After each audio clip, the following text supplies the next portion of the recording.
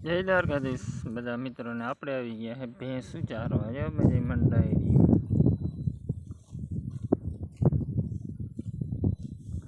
એક અહીંયા એક અહીંયા એક અહીંયા એક અહીંયા આપણે ખડની કંઈ ઉપાધિ છે નહીં, એમાં બધામાં ખડ જ છે. હા, આપણી વાડી આ બાજુ એવી